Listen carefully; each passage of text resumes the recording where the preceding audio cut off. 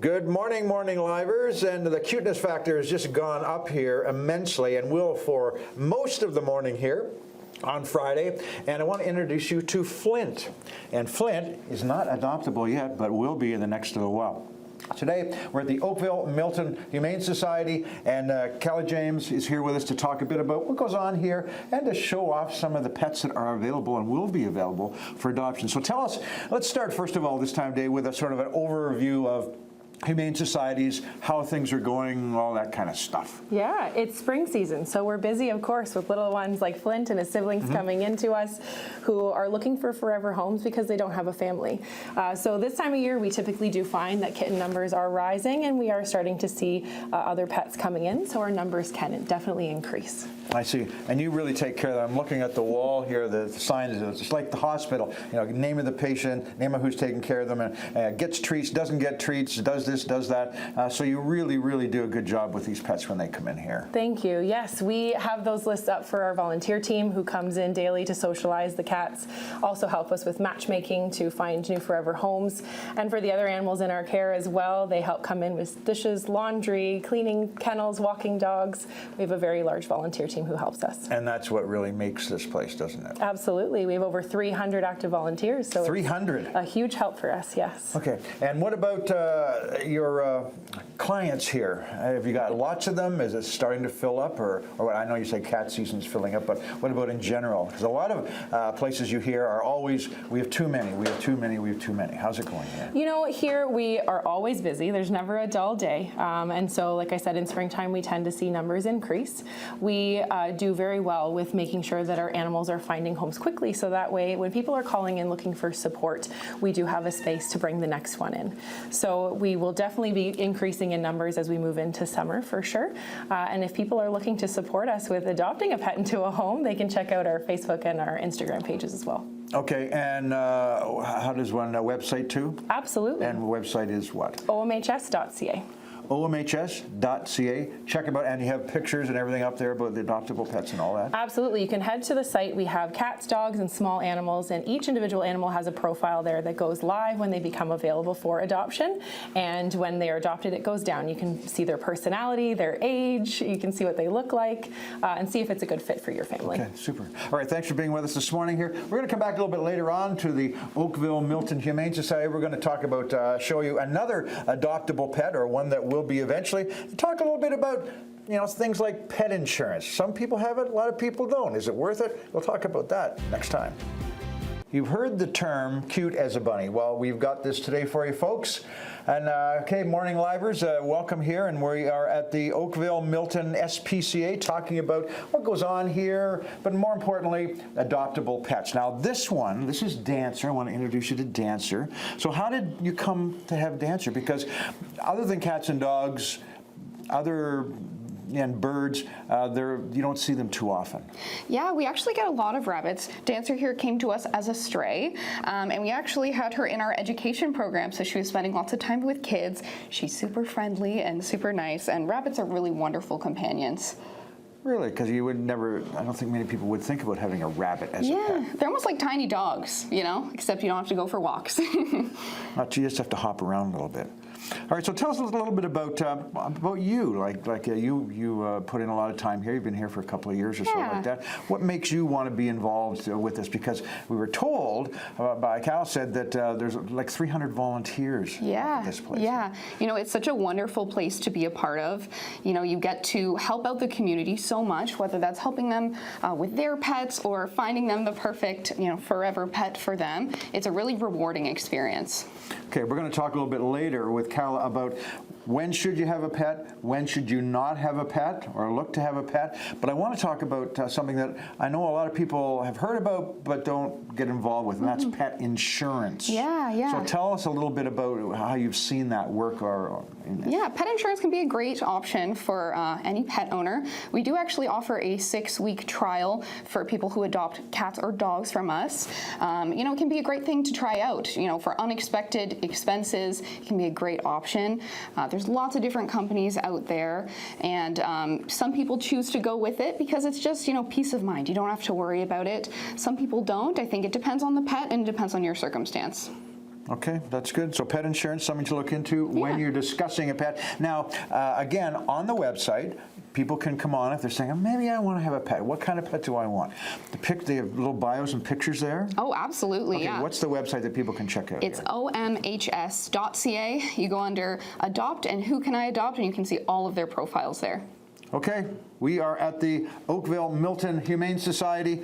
Dancer, Jesse, thanks for your time. We'll be back a little bit later on. And again, we're going to look at another one of the, I call them exotic. They're not exotic, but a lot of people are now adopting birds. We'll get to that shortly. I have no idea how little birds, finches, end up at a humane society. So we got to ask that today. Kella James is back with us now in this segment.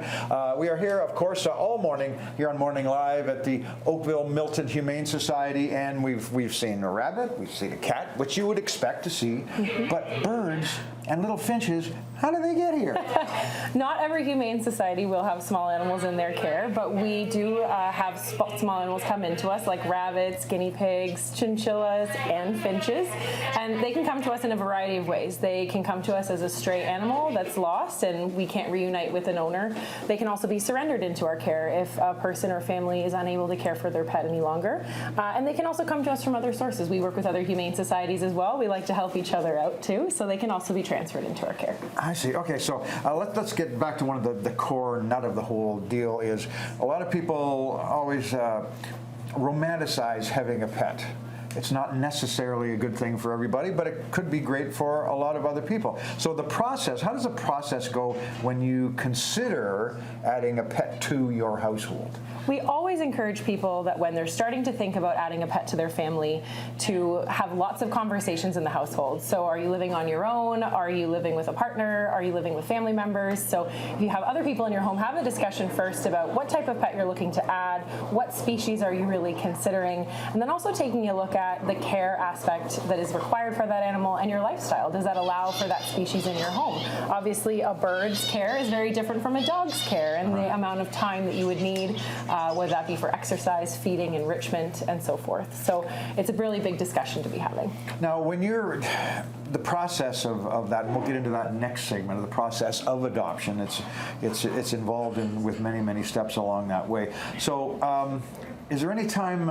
I just asked you now. Is there any time where you have someone come in and say, I want this dog, I want that cat, I want that, and you have to say, we don't think that's a good fit? It's always a conversation, and we want people to ask us all those questions as well. And so they might be putting in an application for a cat. They might think, hey, I really want a cat that's lazy, that's going to lay on the couch next to me, who's going to be my sleeping buddy. And they come in and they say, oh, I really love the look of that cat. That cat might be one who is a young kitten who's swinging from the ceilings and chewing every electrical cord in your house. Yep. And throughout the adoption process, our counselors can help you to understand the personality of the cat that you're looking at and the personality that you're looking to add to your home, and if that's truly a fit for what you're looking for. And so a lot of times people might say, you know what, maybe that one isn't quite a fit for me. Is there another one that might be a good fit? I see. Okay, that's good.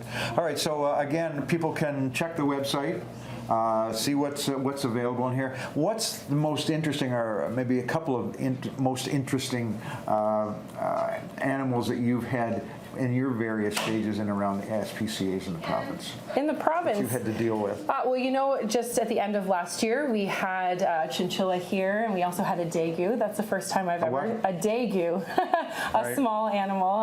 And so this is the first time I've had one in a shelter that I've worked for. As I mentioned, some humane societies do take in small animals, some don't. Some also take in reptiles. So I have worked in a place where we did adopt reptiles. Here at Oakville, we have 2 reptiles that are a part of our education program. So our staff get to care for them and look after them, and our communities get to learn about what reptile care looks like. So, okay, that's good. So we've had cats, we've had rabbits, we've had birds.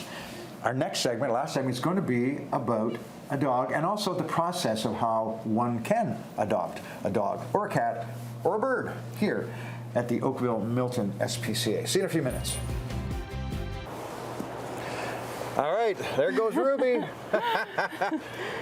Want to introduce you to Lisa here from the Oakville Milton Humane Society. Hi, sweetheart. And dogs, cats, probably the most animals that people want to adopt out here. Yes. So tell us a little bit about Ruby, because Ruby is available. Yes, she is available for adoption. She's our senior lady in the house. She is newly available for adoption, so she's looking for her home. She's part of our palliative adoption program. So what that means is we are just looking for a home to kind of support her through the end of her life, whatever that looks like. Again, she is senior, so nothing's guaranteed for her, but we hope that she obviously has a long and healthy life going forward. But yeah, she's a really friendly dog, very outgoing, very personable, as I'm sure you can see. Yeah, she Loves everybody. And yeah, treats. definitely, Loves and treats. treats. Loves Super treats. food motivated, as you can see. She's waiting for more. I'm all out, but I mean, Sorry. All right, so tell us a little bit about the process of adoption. Yeah, so it's a really easy process. So if you're interested in adopting a dog from us, you just need to start by submitting an application. After we receive that application, we just kind of go through the process to make sure it's a good fit for what that home is looking for, what Ruby's looking for, and then we book a virtual meeting. So everyone in the home is a part of that process. It's pretty involved, just to make sure everyone's prepared. And then after that meeting, they get the chance to meet the dog in person. So that's where they can really get a feel for their personality and how they interact with the family, and get those first meetings right and the right footsteps for the bond in place there. I think it's interesting that you really go into a lot of detail for the personality of as many animals as would have a personality in there, especially dogs and cats, and that makes it easier because I see the extensive notes that you do on all the animals just to see what their preferences are, what they like, what they don't like, that kind of stuff. Yeah, we like to just set adopters up for success, right? So being fully transparent with them so they know personality, where they're at with training, their quirks, any challenges they might have. They get to know everything that we know, just so again, they have the right foundation to build a life with this animal and to set them up for success. Mm-hmm. So if you're thinking of adding an animal to your family, is it better first to go on the website to check out and see what's available here, or do you drop in, or how does it best to work? Yeah, I mean, it's up to the person. I mean, you're more than welcome to look on the website. All of our animals are posted there, even the ones that are in foster or maybe behind the scenes. Or you can come in during animal viewing hours, and that's where you can actually see the animals in their kennels, so you get a better kind of idea about their personality. Okay, website. Here's the website. Yes, so our website is omhs.ca, and you can see all of our animals posted there. Okay, Ruby, birds, rabbits, cats, we've seen them all today here at the Oakville Milton Humane Society. So if you're thinking of adding a pet to your home, check out the website and then drop in and see the folks here, because they do a masterful job taking care of our four-legged, two-legged, whatever-legged friends.